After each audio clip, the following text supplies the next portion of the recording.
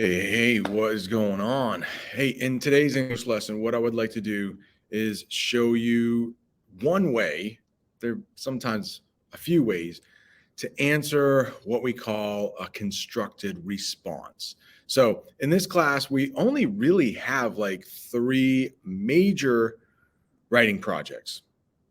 It used to be one every trimester. Now we have quarters. So, it doesn't work out quite exactly right, but three big ones a year. Okay, so we have the nonfiction narrative, which we'll talk about. That's one of our vocabulary words for next week.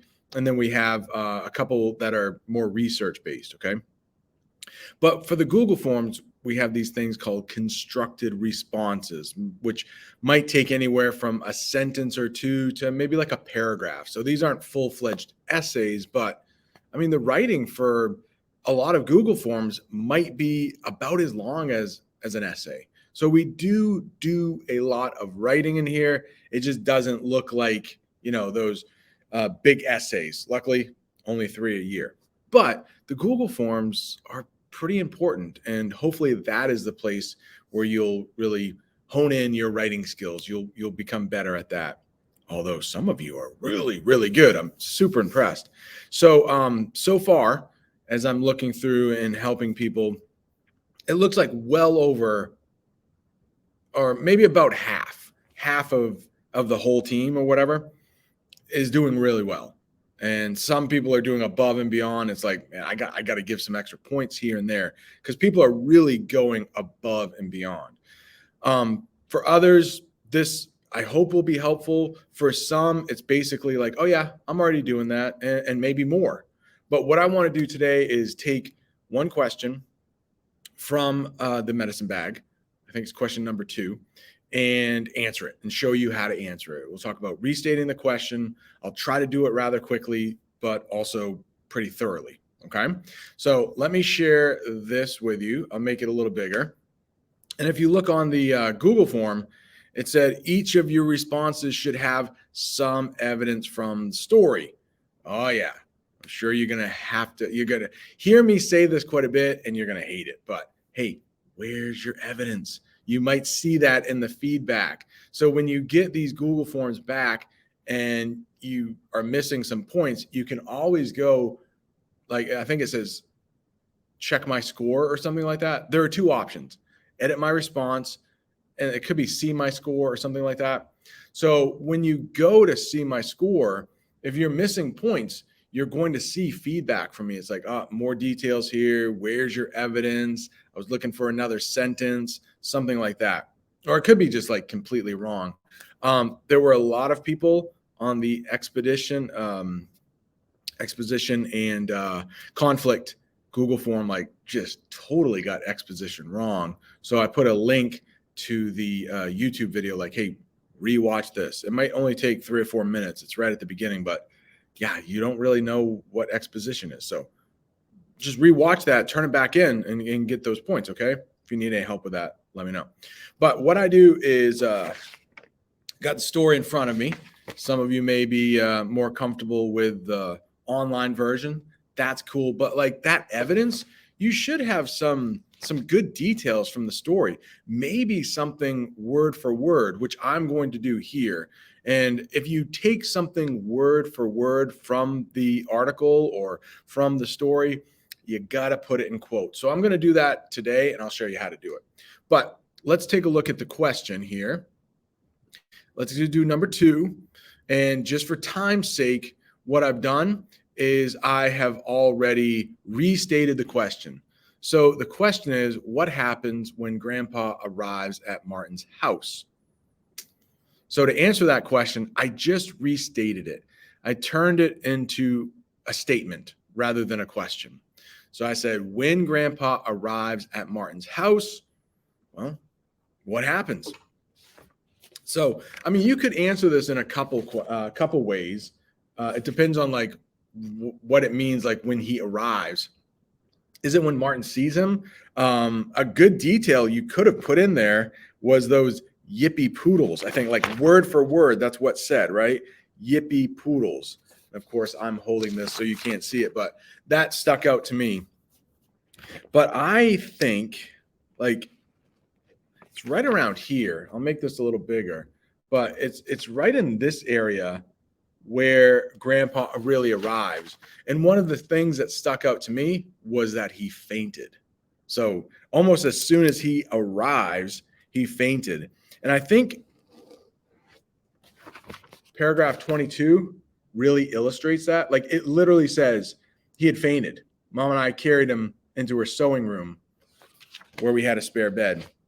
So what I want to do is I want to take that paragraph and then just like put it into my own words and a mix of the words that are actually on the page. So what I'm going to do there is share the screen with you because that would be helpful. I got rid of the ellipses, those 3 dots there. Those are called ellipses. So I got rid of those. And what I'm going to do is I'm going to just put in quotes right here. When grandpa arrives at Martin's house, he had fainted. So that's exactly like word for word what was said there. So I put that in quotes. Anytime you put that in quotes, it just makes your evidence even stronger. Like, oh, that person went to the part of the story and then found it. All right. So that's good. And then what I'm going to do next is I'm going to paraphrase. I'll pause it right here. Maybe like, does anybody know what that word means? To paraphrase. So to paraphrase, it means, hopefully somebody said this, it just means to put what's written on the page into your own words. So like sewing room was said, and what else? Ooh, spare bed. So and you don't have to put this into quotes when you are paraphrasing, okay? So what I'm going to do now is I'm just going to write a sentence of my own. Since this is worth 2 points, the idea is usually if it's worth 2 points, you should have 2 sentences or more. More is always good.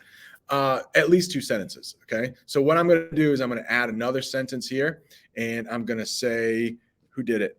Mom. So, and then I'll say Martin and his mother carried grandfather into the sewing room. Hang on. Sewing room where there was a spare bed. Oh man, that's good. Hey, I know I'm the teacher, but like, that's pretty good. That's pretty good. So what I did, I took a direct quote right there, put it into quotes, and then I paraphrased. But I used like some of the words that actually showed up in the story, like sewing room. Huge. That's a good detail. Great detail there. Spare bed. Nailed it. All right, we're at 8 minutes. So hopefully not too bad. Obviously, if you have any questions, let me know. And then also, there are some new words. It's a Friday. You don't have to worry about those new words, 13 of them on the board, but some people like to get ahead in class. So on the back table, there are some study guides so you can get ready for next week. I'm not sure. Let's not get ahead of ourselves. That will be due 1 week from today, next Friday.